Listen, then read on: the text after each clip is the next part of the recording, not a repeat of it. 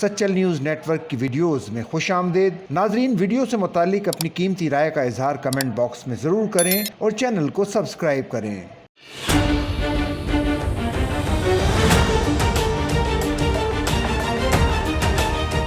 Police uniform کی تضحیک کے الزام میں گرفتار ہونے والے ٹک ٹاکر کاشف ضمیر کے خلاف قلعہ گجر سنگھ تھانے میں مقدمہ درج کر لیا گیا۔ اس کے ساتھ ساتھ پولیس کانسٹیبل بھی زیر حراست ہے۔ حال ہی میں مختلف سوشل میڈیا پلیٹ فارمز پر ایک ویڈیو سامنے آئی تھی جس میں ایک پولیس اہلکار ٹک ٹاکر کاشف ضمیر کے لیے پیسوں سے بھری ٹرے تھامے اسٹیج کے پاس کھڑا ہے اور ٹک ٹاکر اس ٹرے سے پیسے اٹھا کر قوال اور رقاصاؤں پر نچھاور کر رہا ہے۔ رپورٹس کے مطابق مقدمے میں کہا گیا کہ ٹک ٹاک پر پوسٹ کی گئی ویڈیو میں کاشف ضمیر کو شادی کی تقریب میں پولیس کی وردی پہنے ایک شخص کے ساتھ دیکھا گیا جو پیسوں کی ٹرے تھامے ہوئے ہے۔ اس کی شناخت بعد میں ڈرائیور کانسٹیبل خرم شہزاد کے نام سے ہوئی۔ پولیس کانسٹیبل کی ٹک ٹاکر کے لیے پیسوں کی ٹرے اٹھائے ویڈیو وائرل، انٹرنیٹ پر نئی بحث چھڑ گئی۔ ایف آئی آر کے مطابق ڈرائیور کانسٹیبل خرم شہزاد کے خلاف پولیس آرڈر 2002 کی دفعہ 115 کے تحت مقدمہ درج کیا گیا۔ یہاں یہ واضح رہے کہ کانسٹیبل کے خلاف مقدمہ درج ہونے کے بعد ٹک ٹاکر کاشف ضمیر نے ایک ویڈیو بیان جاری کیا تھا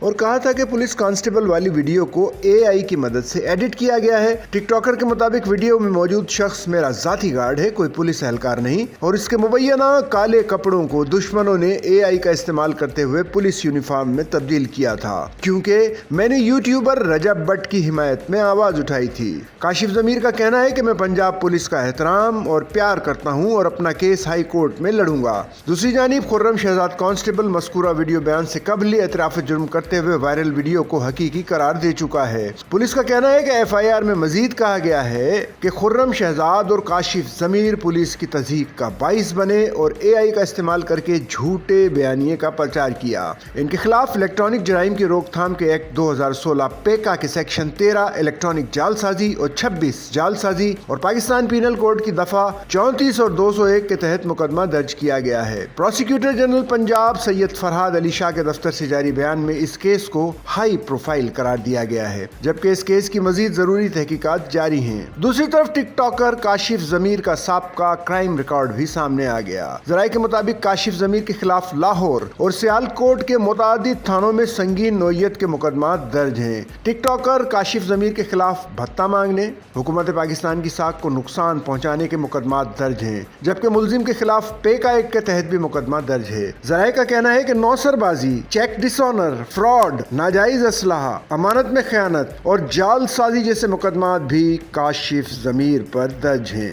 ملزم کے خلاف سنگین نوعیت کے درجن سے زائد مقدمات درج ہیں اور وہ ماضی میں بارہا گرفتار ہو چکا ہے۔ واضح رہے کہ کچھ سال پہلے سوشل میڈیا پر شورائے آفاق ترکش ڈرامے ارطغرل غازی کے ہیرو انگین آلتان کے ساتھ کاشف ضمیر کی تصاویر خوب وائرل ہوئی تھیں۔ پاکستان میں ارطغرل غازی میں مرکزی کردار ادا کرنے والے انگین آلتان کے بے شمار مداح ہیں اور جب یہ پاکستان آئے تو عوام کی توجہ اس شخص کی طرف زیادہ مرکوز ہو گئی جو انہیں پاکستان لایا۔ انگین آلتان جب پاکستان سے واپس ترکی روانہ ہو گئے تو انہیں پاکستان لانے والے کاشف ضمیر کو گرفتار کر لیا گیا تھا۔